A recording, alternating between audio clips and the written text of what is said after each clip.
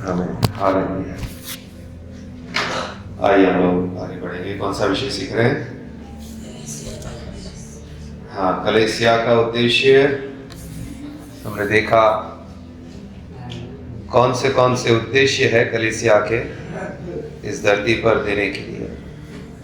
उसमें से एक हम अभी जो लास्ट में देख रहे हैं वो है प्रभु भोज लेना। प्रभु भोज को हम जब सीख रहे तो वो फसह का त्योहार के दिन, फसह पुराने नियम का फसह को बदलकर प्रभु भोज उसकी जगह पर स्थापित किया गया। तो फसह में लहू दरवाजे पे लगाया गया था और नए नियम का जो फसह यीशु मसीह है उसके लहू के द्वारा बहुत सारे कार्य, हमने अलग अलग कार्य देखे। और लहू क्यों रखा, लहू ही क्यों रखा, उसका बारे में हमने देखा था कि पाप की क्षमा के लिए उस व्यक्ति के लिए लहू बहाया जाना जरूरी है। लहू का मतलब एक जान गई है, किसी ने तो अपनी जान दिया। लहू में जीवन है, लहू में प्राण है। लहू निकाल दिया तो वो व्यक्ति जीवित नहीं रह सकता। इसी प्रकार से लहू के द्वारा ही पापों की क्षमा होती है। इस पापी के लिए किसी ने जान दिया है, वो बताता है लहू। लहू से खरीदने का मतलब, लहू से छुटकारा का मतलब, लहू से धर्मी ठहराने का मतलब, लहू के द्वारा प्रायश्चित का मतलब, लहू हमें शुद्ध करना, लहू के द्वारा मेल मिलाप, लहू के द्वारा परमेश्वर की उपस्थिति में प्रवेश, लहू के द्वारा पवित्र करना। इतना हमने देखा। अभी हम आगे बढ़ेंगे और लहू के बारे में जो लिखा है उसके बारे में हम थोड़ा और अच्छे से समझने की प्रयत्न करेंगे। हाँ, उसके बाद है लहू छिड़के जाने के लिए चुने गए। लहू छिड़के जाने के लिए चुने गए। पहला पत्रस 1 उसका 2।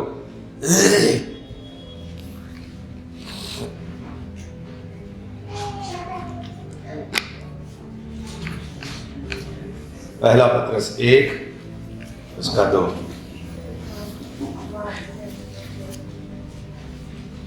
और परमेश्वर पिता के भविष्य ज्ञान के अनुसार आत्मा पवित्र करने के द्वारा आज्ञा मानने और यीशु मसीह के लहू के छिड़के जाने के लिए चुने गए हैं। हाँ। तो अनुग्रह और शांति बहुतायत से मिलती रहे। आवाज थोड़ा कम।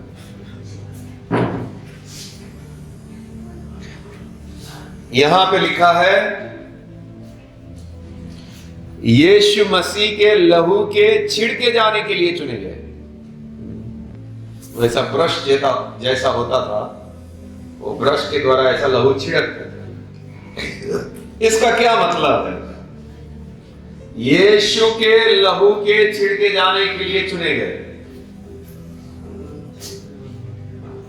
किसी को अंदाजा है इस बात का?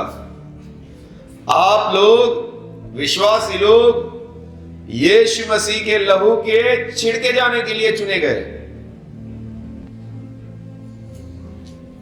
हाँ, पूरा पढ़े तो आत्मा के पवित्र करने के द्वारा आज्ञा मानने और यीशु मसीह के लहू के छिड़के जाने के लिए चुने गए हैं। ओके, उसको सीखने के लिए, समझने के लिए हमको जाना पड़ेगा निर्गमन की किताब उसका 24। इसका क्या मतलब है? हम लोगों को यीशु का लहू छिड़कने के लिए चुना गया। हम वो लोग हैं जिनको ये लहू छिड़कने के लिए चुना गया। इसका क्या मतलब है? निर्गमन की किताब उसका 24 का 4 से हम पढ़ेंगे। हाँ, हमारा बड़ा सौभाग्य है कि हम वो लोग हैं जिसके ऊपर यीशु का लहू छिड़का गया। इसका क्या मतलब है? पढ़ेंगे। तब मूसा ने यहोवा के सब वचन लिख दिए और बड़े सवेरे उठकर पर्वत के नीचे एक वेदी और इजराइल के 12 गोत्रों के अनुसार 12 खंभे भी बनाए। हाँ, एक मिनट वापस पढ़िए, थोड़ा दूर रख के पढ़िए। हाँ पढ़िए। तब उसने कई इजरायली जवानों को भेजा जिन्होंने यहोवा के लिए, शुरू से पढ़िए। तब मूसा ने यहोवा के सब वचन लिख दिए। यहोवा के सब वचन लिखे। परमेश्वर ने बोला ये आज्ञाएं इस्राएली लोगों को माननी है, ये सब वचन लिख ले। तो मूसा ने सब वचन लिख लिए, क्योंकि अब उसको पढ़ के सुनाना है इस्राएली लोगों को। तुमको ये आज्ञाएं पालन करनी है। परमेश्वर ने मूसा से बात की, ये सब वचन लिखो। उसने सब वचन लिखे।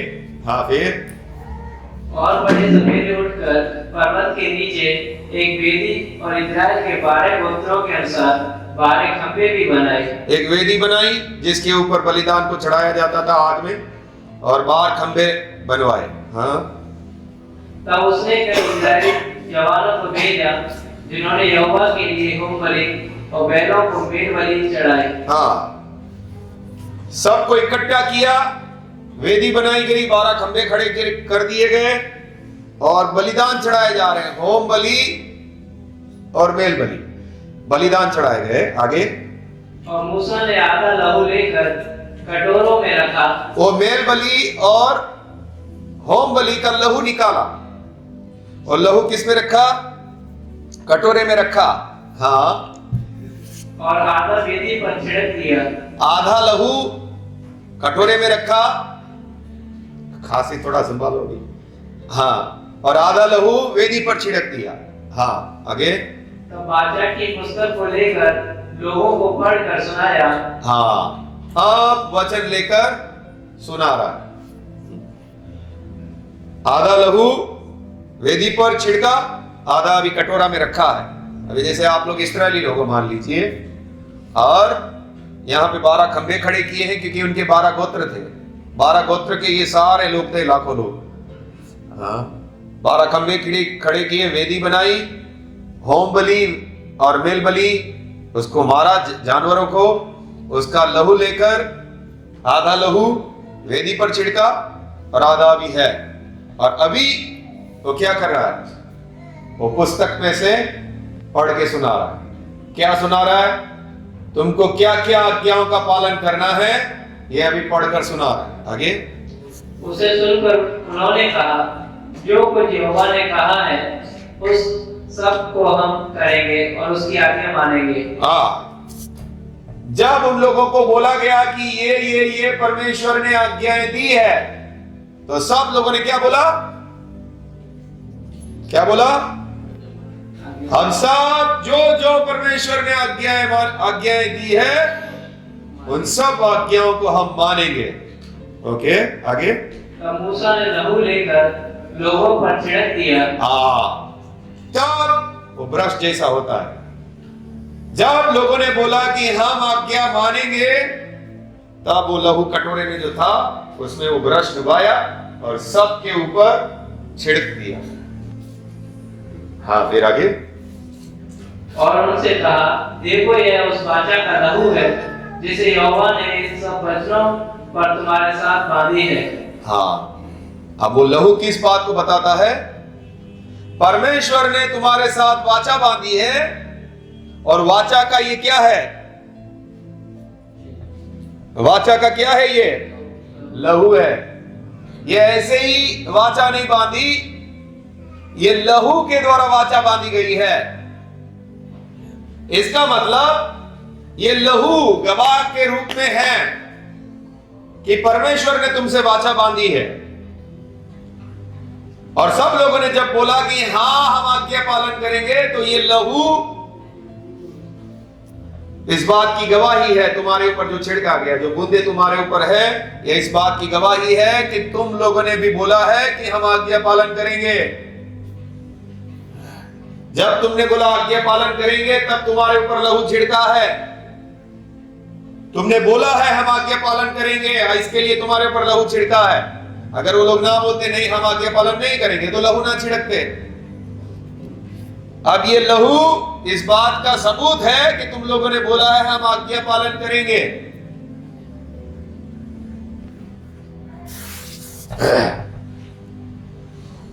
अगर आप देखें व्यवस्था विवरण 28 में, तो वहां पे आशीष और श्राप के बारे में लिखा है। अगर तुम लोगों ने परमेश्वर की आज्ञाओं का पालन किया तो तुम लोगों को ये सारी आशीषें मिलेगी, और अगर तुम लोगों ने आज्ञा पालन नहीं किया तो तुम्हारे ऊपर श्राप भी आएगा। तुम लोग बहुत पीड़ाओं में पड़ोगे, दुश्मन तुम्हारे पीछे पड़ेंगे, भूखमरी होगी, सारा कुछ तकलीफें होगा। लेकिन कब? जब तुम आज्ञा पालन नहीं करोगे। और आज्ञा पालन करोगे तो परमेश्वर तुमको आशीष देगा। ये वाचा थी, ये वायदा था। तुम आज्ञा पालन करोगे, मैं तुमको आशीष दूंगा। तुम आज्ञा पालन नहीं करोगे तो मैं आशीष नहीं दूंगा और तुम्हारे ऊपर श्राप आएगा। तो जैसे ही मूसा ने वो पुस्तक पढ़ के सुनाई, उन लोगों ने बोला हाँ हम आज्ञा पालन करेंगे। और तब उन्होंने, मूसा ने उस कटोरे में से लहू ब्रश डाल के सबके ऊपर क्या किया? छिड़क दिया कि ये वाचा का सबूत है, तुम्हारे ऊपर लहू छिड़का गया। अब वापस पढ़ो पहला पत्रस। समझ आया लहू छिड़कने का मतलब? हाँ, आगे पहला पत्रस 1:2।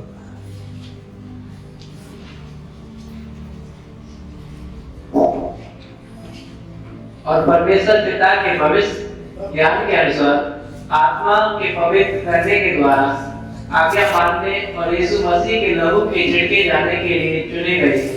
वो पुराने नियम में किसका लहू छिड़का था? मेल बलि का और होम बलि का। वो मेल बलि होम बलि क्या होते थे? इब्रानियों 9 का 19 से 22।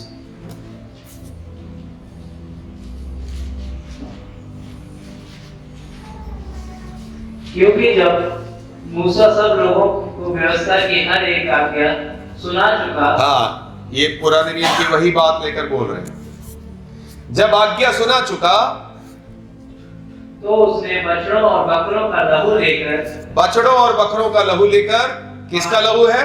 बछड़ों और बकरों, बछड़े और बकरों का लहू छिड़का था उनके ऊपर। हाँ, लेकिन हमारे ऊपर किसका लहू छिड़का है? किसका लहू छिड़का है?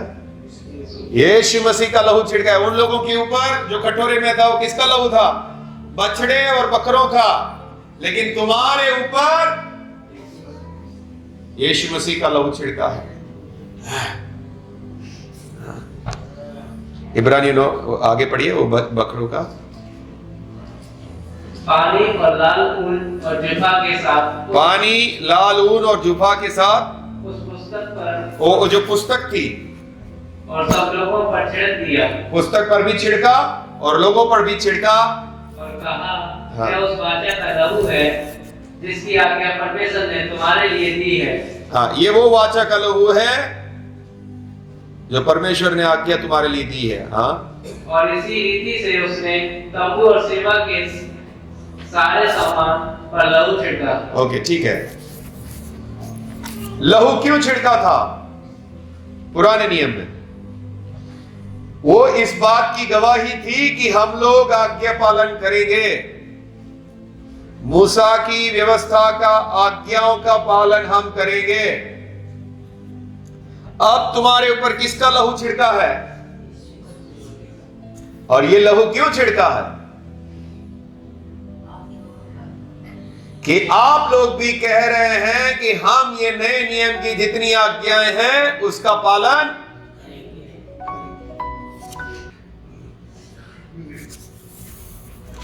आप लोगों को नई वाचा का लहू आपके ऊपर छिड़का है। पुराने नियम की वाचा और नए नियम की वाचा, 2 वाचा है। परमेश्वर ने इस्राएली लोगों के साथ वाचा बांधी और परमेश्वर ने दूसरी वाचा किसके साथ बांधी?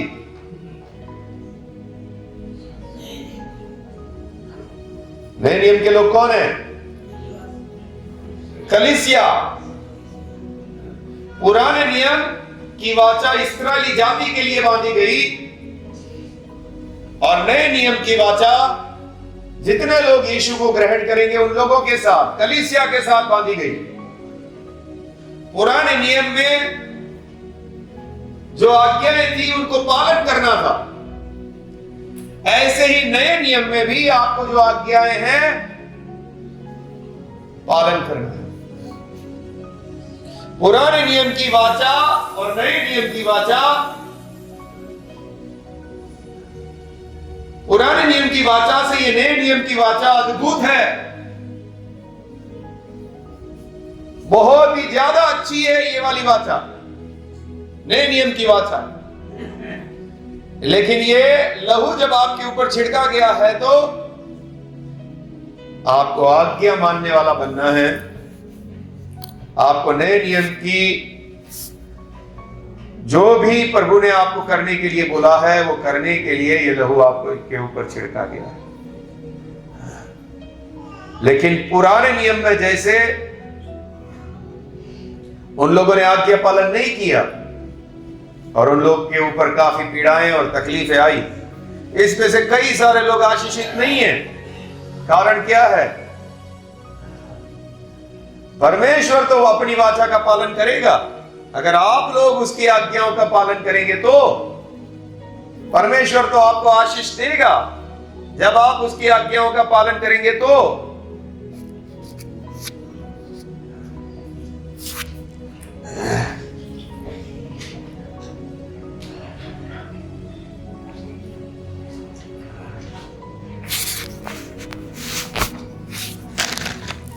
अब हम देखते हैं, दोनों वाचा की तुलना करते हैं, पुराने नियम की वाचा और नए नियम की वाचा, दोनों में फर्क क्या है उसको हम देखते हैं। पुराने नियम की वाचा के बारे में थोड़ा देखते हैं, जो कि मूसा की व्यवस्था थी।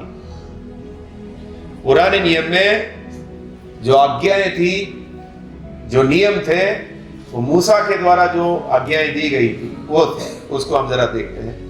और नए नियम की वाचा को भी हम देखेंगे, दोनों में फर्क क्या है, कौन सी वाली अच्छी है, उसको देखते हैं। रोमियो 7 इसका 9 से पढ़ेंगे 11 तक।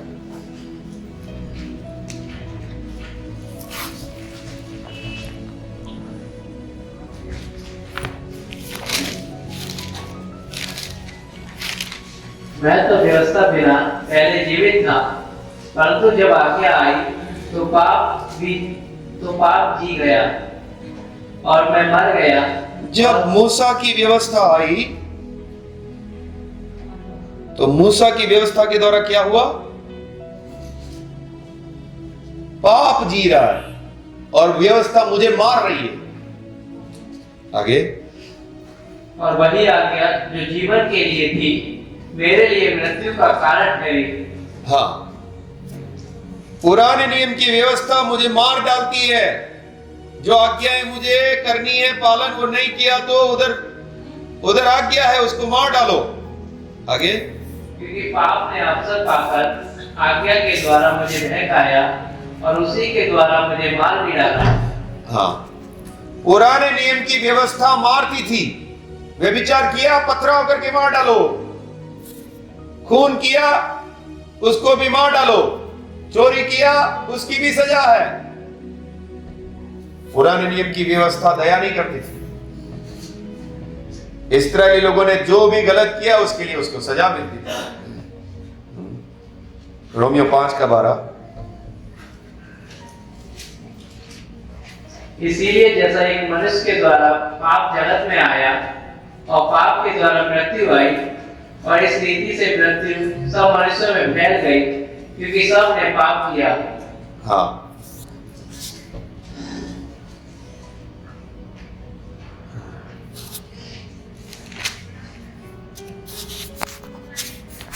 पाप के द्वारा मृत्यु इस जगत में आ गई और मृत्यु सब मनुष्यों में फैल गई।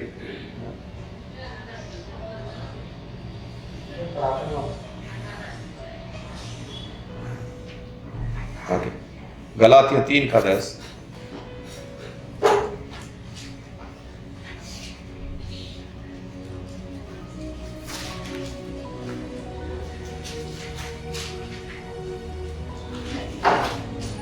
इसीलिए जितने लोग व्यवस्था के कामों पर भरोसा रखते हैं, जितने लोग व्यवस्था के कामों पर भरोसा रखते हैं, वे सब श्राप के अधीन हैं। हाँ, वो लोग श्राप के अधीन हैं। हाँ, आगे। क्योंकि लिखा है, जो कोई व्यवस्था की पुस्तक में लिखी हुई सब बातों के करने में स्थिर नहीं रहता, वह साबित है। व्यवस्था क्या लेकर आ रही है? हाँ, व्यवस्था क्या दे रही है सबको? श्राप दे रही है। पुराने नियम की व्यवस्था क्या दे रही है? क्यों श्राप दे रही है? आज्ञा नहीं मान रहे करके श्राप दे रही है। पुराने नियम की व्यवस्था, हाँ, पुराने नियम की व्यवस्था दया नहीं कर रही है। व्यभिचार किया, सजा दो उसको। आज्ञा पालन नहीं किया, सजा दो उसको। उसके ऊपर दोष लगा रही है, हर एक पापी के ऊपर, पुराने नियम की व्यवस्था। तो क्या व्यवस्था गलत थी?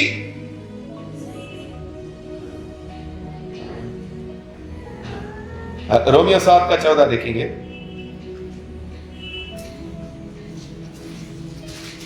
उसके पहले 2 कुरिन्थियों 3:6-11 पढ़िए। 2 कुरिन्थियों 3:6-11। सो जाओ सब लोग, बाकी लोग जिनको नहीं समझ आ रहा। जिसने हमें नई वाचा के सेवक होने के योग्य भी किया। पौलुस बोल रहे हैं, नई वाचा के सेवक होने के योग्य किया। एक पुराने नियम की वाचा थी मूसा के द्वारा, लेकिन पौलुस बोल रहा है हमें नए नियम की वाचा की सेवा के लिए योग्य किया। आगे, शब्द के सेवक होने के योग्य भी किया।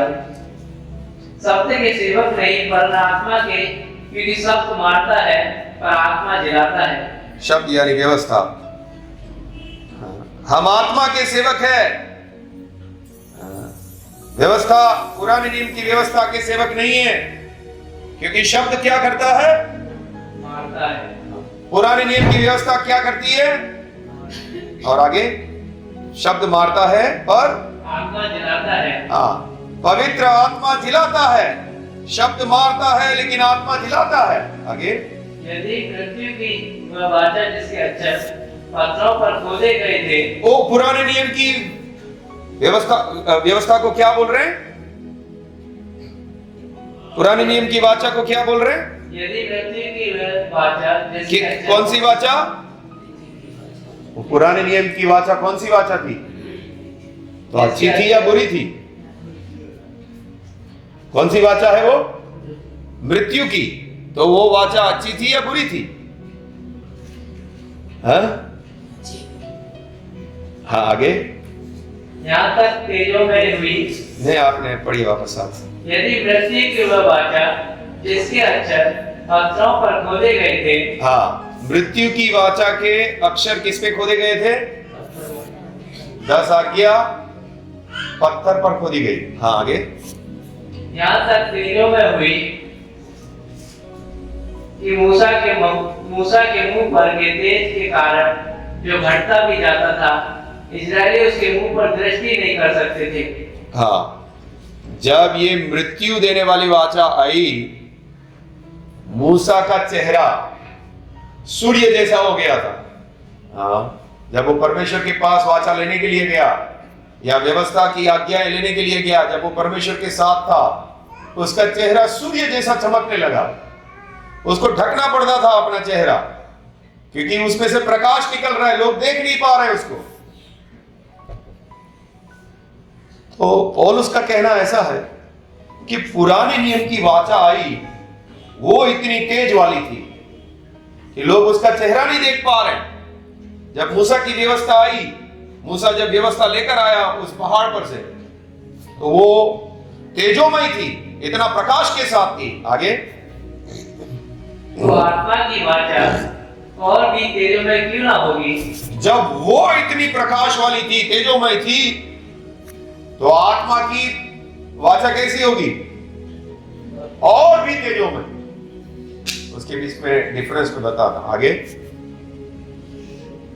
क्योंकि जब दोषी ठहराने वाले वाचा तेजोमय थी, तो धर्मी दोषी ठहराने वाली वाचा तेजोमय है, मौत देने वाली वाचा तेजोमय है, जो किसी को बख्शती नहीं है, जो किसी के ऊपर दया नहीं करती है, ऐसी एक वाचा जो तेजोमय है, प्रकाश फेंकने वाली है।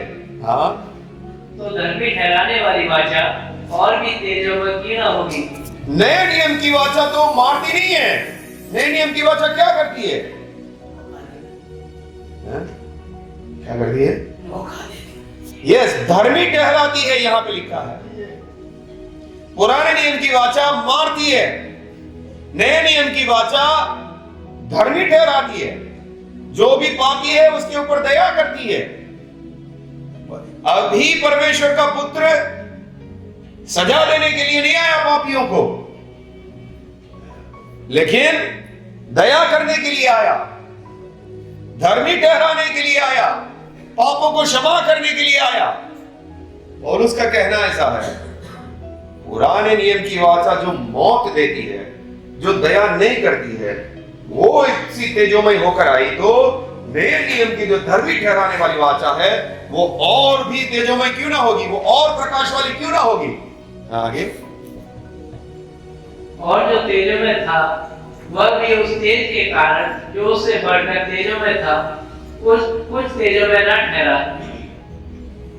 हाँ, आगे, क्योंकि जब जो घटता जाता था तेजोमय था, तो वह जो स्थिर रहेगा और भी तेजोमय क्यों ना होगा? हाँ, मूसा का तेज क्या होते जा रहा था? धीरे धीरे वो प्रकाश कम होते जा रहा है। हाँ, लेकिन अभी जो नए नियम की वाचा है वो स्थिर है, उसका प्रकाश घटने वाला नहीं है, इसका प्रकाश बढ़ते जाएगा। हाँ, वो और तेजोमय है। आगे, इसीलिए ऐसी आशा रखकर हम याकूब के साथ बोलते हैं, और मूसा के समान नहीं, जिसने अपने मुंह पर पर्दा डाला था, ताकि इजरायली उस घटने वाले तेज के अंत को ना देखें। हाँ, ओके। तो व्यवस्था क्या बुरी है? व्यवस्था मारती है, जो पाप करता है उसको थोड़ा भी दया नहीं करती। हाँ, तो क्या व्यवस्था बुरी है? कैसे अच्छी है फिर? हाँ, हाँ, रोमियो 7 उसका 14 पढ़ेंगे अभी।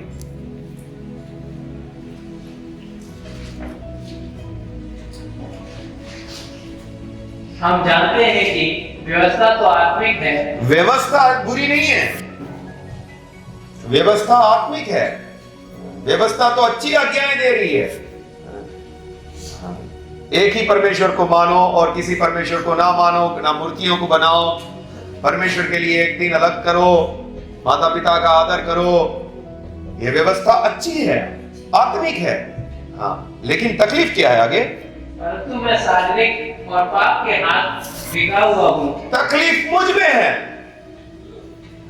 व्यवस्था मुझे मारती इसके लिए है, आज्ञा तो उसने दी, व्यभिचार नहीं करना, चोरी नहीं करना, हत्या नहीं करना, माँ बाप का आदर करना, लालच नहीं करना, झूठ ना बोलना, अच्छी बातें मुझे सिखा रही है, लेकिन मैं कर नहीं पा रहा हूं। जब नहीं कर पा रहा हूं तब व्यवस्था बोलती है इसको मारो, इसको मौत की सजा दो, इसको नरक में डालो। लेकिन नए नियम की वाचा कैसी है? और दंड नहीं देती, तो एक पापी को बोलती है पश्चाताप कर, तेरे ऊपर परमेश्वर की दया होगी। नए नियम की वाचा पापियों को माफी देने के लिए आई। पुराने नियम की व्यवस्था अच्छी बातें सिखाती थी, लेकिन अगर वो नहीं कर पाया तो उसको दंड देती थी।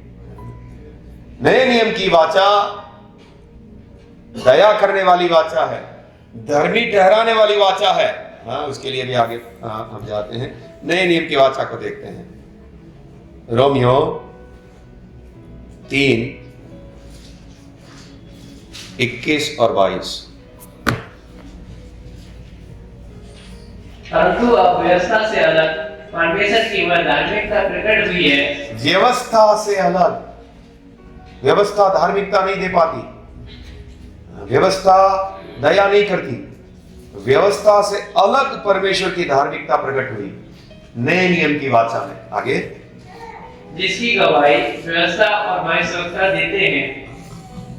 हाँ, इस धार्मिकता की गवाही व्यवस्था भी देती है और भविष्यवक्ता भी देते हैं। हाँ, परमेश्वर की वह धार्मिकता जो यीशु मसीह पर विश्वास करने से सब विश्वास करने वालों के लिए है, क्योंकि कुछ भेद नहीं। हाँ, पुराने नियम की व्यवस्था इस बात की गवाही दे रही थी। पुराने नियम की व्यवस्था में लिखा था, मूसा ने बताया था, मेरे जैसा एक भविष्यद्वक्ता तुम में उठेगा। पुराने नियम में लिखा था, जैसे मूसा इस्राएली लोगों को फिरौन के हाथ से छुड़ाया, वैसे ही एक दूसरा मूसा आएगा जो हमें शैतान के और पाप के हाथ से छुड़ाएगा। इसकी गवाही व्यवस्था में दी गई। भविष्यद्वक्ताओं ने भी बताया था कि मसीह आने वाला है और मसीह हमें धर्मी ठहराएगा। पुराने नियम की वाचा हमें मारती थी, हम पर दया नहीं करती थी, लेकिन नए नियम की वाचा हम पर दया करती है, हमारे पापों को क्षमा करती है। नए नियम की वाचा हमें धर्मी ठहराती है। हाँ, वापस पढ़िए 22, 21 और 22 वापस पढ़िए। परंतु व्यवस्था से अलग परमेश्वर की वह धार्मिकता प्रकट हुई है, जिसकी गवाही व्यवस्था और भविष्यवक्ता देते हैं। हाँ, वो पुराने नियम की व्यवस्था से अलग धार्मिकता हमें दी गई। हाँ, जिसकी गवाही व्यवस्था और भविष्यवक्ता देते हैं। हाँ, आधार परमेश्वर की वह धार्मिकता, परमेश्वर की धार्मिकता जो यीशु मसीह पर विश्वास करने से सब विश्वास करने वालों के लिए है। हाँ, ये धार्मिकता कौन सी है? यीशु पर विश्वास करने वालों के लिए है। यीशु पर विश्वास करने वालों को यह धार्मिकता मिलती है नए नियम की वाचा में। ओके, आगे फिलिपियो 3 उसका 9।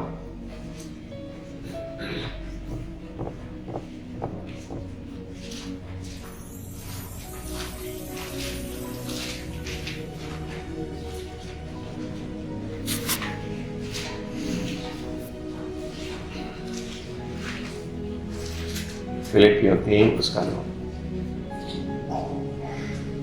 और उसमें पाया जाए ना कि अपनी उस धार्मिकता के साथ जो व्यवस्था से है, वरन उस धार्मिकता के साथ जो मसीह पर विश्वास करने के कारण है और परमेश्वर की ओर से विश्वास करने पर मिलती है। हाँ, यहाँ पे लिखा है व्यवस्था से खुद की धार्मिकता नहीं। खुद की धार्मिकता को मैं देखने जाऊं तो मेरी धार्मिकता कुछ है ही नहीं, मैं पापी हूं। लेकिन वो धार्मिकता जो मसीह पर विश्वास करने के कारण है,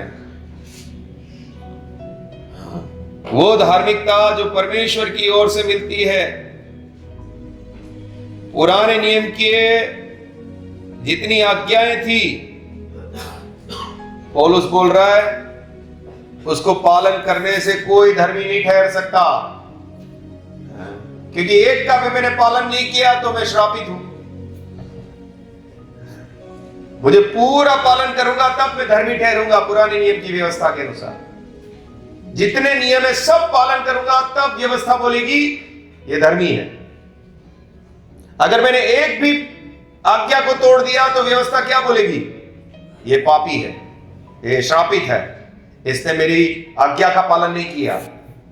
ऐसा एक ही व्यक्ति व्यवस्था ढूंढ पाई जिसने उसको बोला ये धर्मी है। कौन था वो? यीशु मसीह, जिसके अंदर एक भी पाप नहीं था। व्यवस्था ने एक को ही बोला ये धर्मी है, बाकी सबको बोला है दाऊद तू व्यभिचारी है, सिमसोन तू व्यभिचारी है, हे देमास तू संसार को प्रेम करने वाला है। व्यवस्था ने सबको दोषी ठहराया, लेकिन नए नियम की वाचा हम सबको क्या करती है? दोषी नहीं ठहराती, हमको धर्मी ठहराती है। पुराने नियम की वाचा तेजोमय थी, तो नए नियम की वाचा और तेजोमय क्यों ना होगी? ओके, मुख्य विषय हम लोग किसके लिए चुने गए? सिर्फ लहू के छिड़के जाने के लिए नहीं। किसके लिए चुने गए?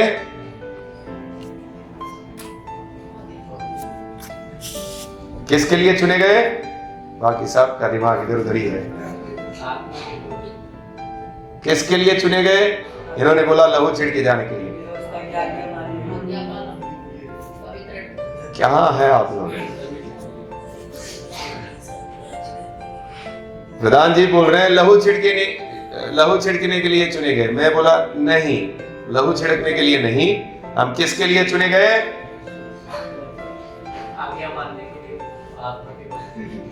किसके लिए चुने गए? वापस पढ़िए पहला पत्र से 1 बहुत कमजोर और कच्चे हैं वचन के आधार पर। और परमेश्वर पिता के भविष्य ज्ञान के अनुसार आत्मा के पवित्र करने के द्वारा आज्ञा मानने और यीशु मसीह के लहू के छिड़के जाने के लिए चुने गए। किसके लिए चुने गए? सिर्फ लहू के लिए नहीं, आत्मा के पवित्र करने, यीशु मसीह के लहू के छिड़के जाने के लिए चुने गए। मुख्य बात वो है, यीशु के लहू के छिड़के जाने के लिए। पुराने नियम में किसके लहू के छिड़के जाने के लिए चुने गए थे? बैल और बकरों का लहू के छिड़के जाने के लिए।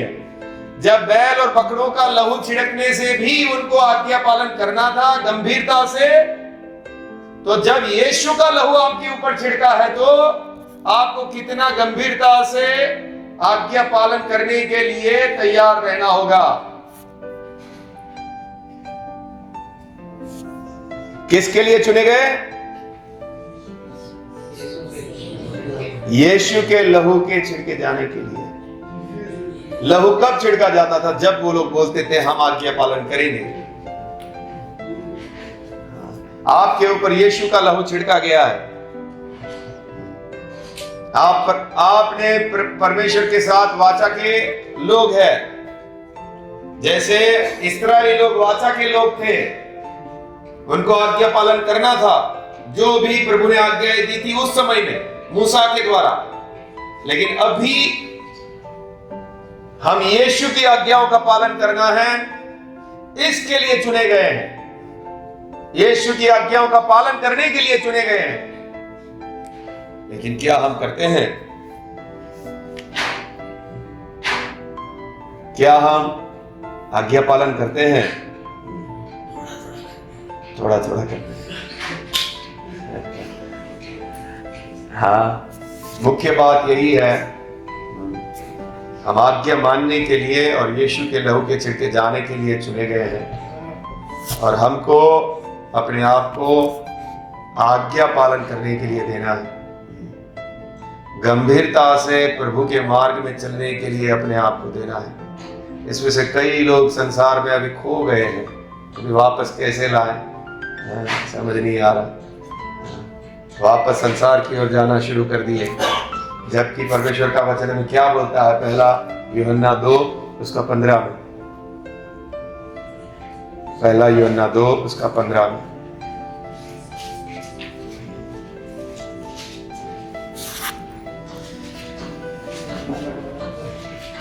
तुम ना तो संसार से और ना संसार में की वस्तुओं से प्रेम रखो।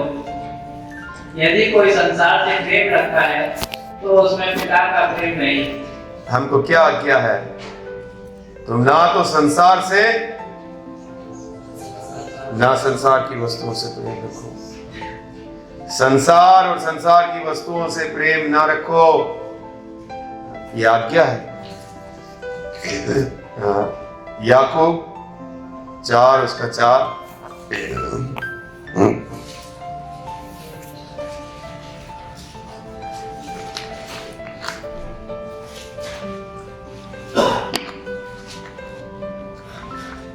हे व्यभिचारियों, क्या तुम नहीं जानती कि संसार से मित्रता करनी परमेश्वर से बैर करना है? संसार से मित्रता करनी परमेश्वर से बैर करना है। परमेश्वर से बैर करना है। अतः जो कोई संसार का मित्र होना चाहता है वह अपने आप को परमेश्वर का बैरी बनाता है। जो कोई संसार के अनुसार का जीवन जीना चाहता है वो परमेश्वर का बैरी बनाता है, अपने आप को परमेश्वर का बैरी बनाता है। परमेश्वर तो आपको दोस्त बनाना चाहता है, लेकिन आप अपने आप को परमेश्वर का दुश्मन बना देते हैं कब? जब आप संसार से मित्रता करते हैं, जब आप संसार के जैसा जीवन जीने की इच्छा रखते हैं, जब आपको संसार जैसा जीना है, आपके ऊपर यीशु का लहू छिड़का है, आपको संसार से दूर रहना है,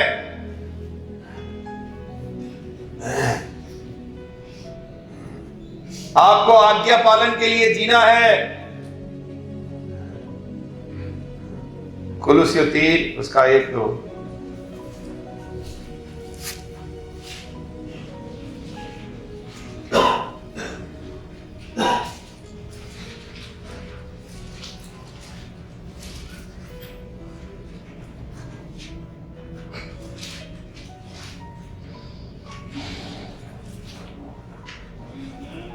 अतः जब तुम मसीह के साथ जिलाए गए तो स्वर्गीय वस्तुओं की खोज में रहो। किसकी खोज में रहो? स्वर्गीय वस्तु। इस पृथ्वी की चीजों की खोज में नहीं, स्वर्गीय वस्तु की आत्मिक चीजों की खोज में। मुझे और आत्मिक बनना है, मुझे और अच्छे से प्रभु में खड़ा होना है, उसकी खोज में रहो। आगे, जहाँ मसीह विद्वान है, हाँ। परमेश्वर की दाहिनी ओर बैठा है। हाँ, पृथ्वी पर की नहीं। किसकी खोज में मत रहो? पृथ्वी पर की नहीं। पृथ्वी की चीजों की खोज में ना रहो। तुम्हारे ऊपर यीशु का लहू छिड़का है। आगे, तो स्वर्गीय वस्तुओं पर ध्यान लगाओ। इधर की वस्तुओं पर ध्यान मत लगाओ, स्वर्गीय वस्तुओं पर ध्यान लगाओ। आपके ऊपर यीशु का लहू छिड़का है।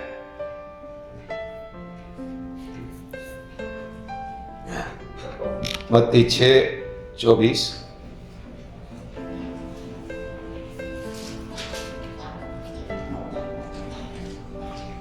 कोई मनुष्य दो स्वामियों की सेवा नहीं कर सकता, क्योंकि वह एक से बैर और दूसरे से प्रेम रखेगा।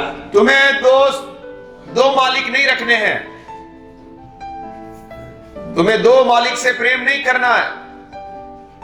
एक से प्रेम और एक से बैर करना है। एक से प्रेम करना, एक को दुश्मन बनाना है। आगे, आगे, क्योंकि वह एक से बैर और दूसरे से प्रेम रखेगा। एक से प्रेम करना है, एक को दुश्मन बनाना है। दोनों को प्रेम नहीं कर सकते। आगे, या एक से मिला रहेगा या दूसरे को तुच्छ जानेगा। एक के साथ ही दोस्ती करनी है, एक को तुच्छ जानना है। दोनों से दोस्ती नहीं कर सकते। तुम परमेश्वर और धन दोनों की सेवा नहीं कर सकते। क्या बोला? परमेश्वर और धन दोनों की सेवा नहीं कर सकते। तुम्हारे ऊपर किसका लहू छिड़का है? इसका मतलब हम जो भी प्रभु बोलेगा उसकी आज्ञाओं का पालन करेंगे। लेकिन क्या आप धन छोड़ रहे हैं? आप उसको छोड़कर परमेश्वर को प्रेम कर रहे हैं? कि परमेश्वर धन की वजह से आप परमेश्वर को छोड़कर धन के पीछे जा रहे हैं?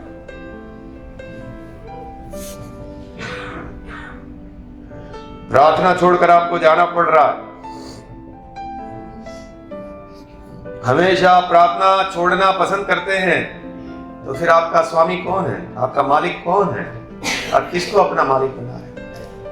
पैसा। ठीक है, कई बार आप लोगों का सीजन वगैरह है, समझ सकते हैं, लेकिन आप इन वस्तुओं की खोज में मेरे को 2-3 हजार रुपया चला जाएगा, मैं अगर ये नहीं करूंगा, ये वाला माला नहीं बेचूंगा या ये वाला फूल नहीं बेचूंगा, तो मेरे को 3-4 हजार रुपया चाहिए, 5,000 रुपया चाहिए। परमेश्वर की नजर में मैं कैसा रहूं उससे जाने दो।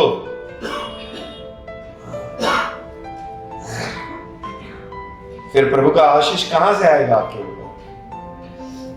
प्रभु ने वायदा किया है उनको आशीष देने का जो लोग उसकी आज्ञाओं के अनुसार चलेंगे।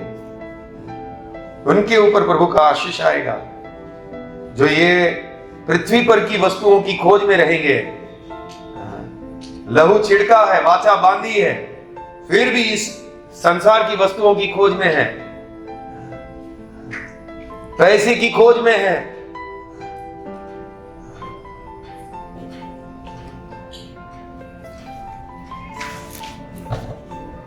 आपके ऊपर यीशु मसीह का लहू छिड़का है।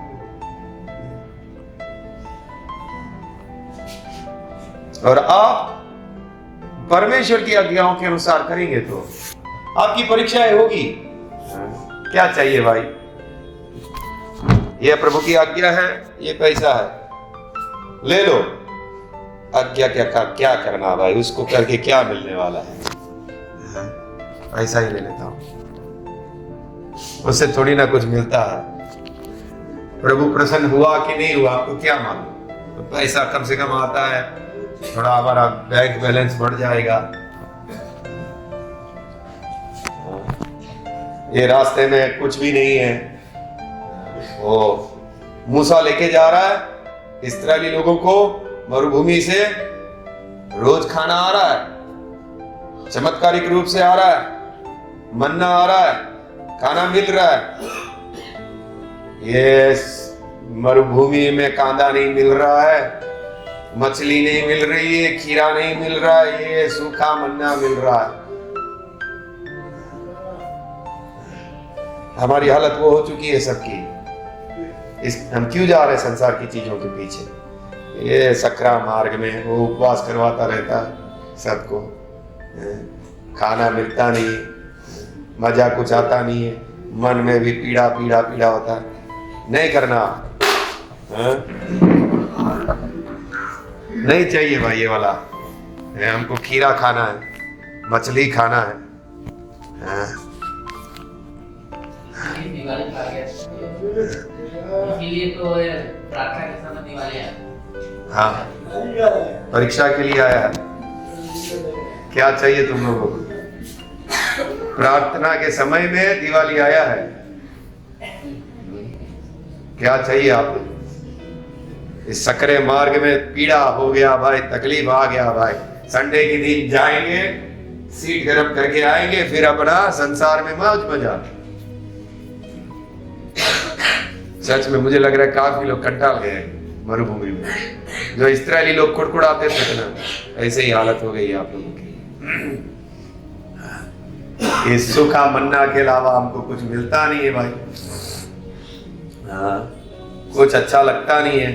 इससे अच्छा हम लोग कुछ संसार की वस्तुओं की खोज में रहेंगे, थोड़ा अच्छा लगेगा, हमारा शरीर भी हमको दुआ देगा कि भाई हमको अच्छे से रखा।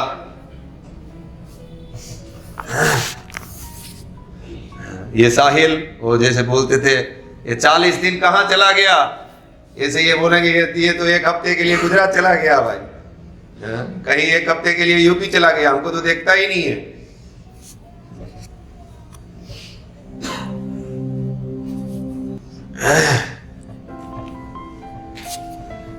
आप यीशु के लहू के छिड़के जाने के लिए चुने गए हैं। परमेश्वर की आशीष, आत्मिक आशीष। क्यों नींद आ रही है सब लोगों को मालूम है? आप लोग संसार में है इसलिए। इसमें से कई लोग सो जाते हैं, बड़ा मस्त नींद आ जाती है, जागृत नहीं है, प्रभु के लिए नहीं है। आराधना ठीक से नहीं हो पा रही, प्रार्थना ठीक से नहीं हो पा रही, डीम हो गई लाइट डीम हो गई। जैसे चलना है, जिस प्रकार से प्रभु के लिए खड़ा होना है, नहीं हुए। लेकिन आप लोगों को यीशु के लहू के छिड़के जाने के लिए चुना है। जब बैल और बकरों का लहू छिड़कने से उन लोगों को आज्ञा पालन गंभीरता से करना था, आपको नए नियम की आज्ञा पालन कितना गंभीरता से करना है, क्योंकि आपके ऊपर तो यीशु का लहू छिड़का हुआ है, परमेश्वर के पुत्र का लहू छिड़का हुआ है। एक मनुष्य ने, परमेश्वर का पुत्र मनुष्य बनकर आपके ऊपर लहू छिड़का है कि आप लोग इस वाचा को गंभीरता से लेंगे, मेरी आज्ञाओं का पालन करेंगे।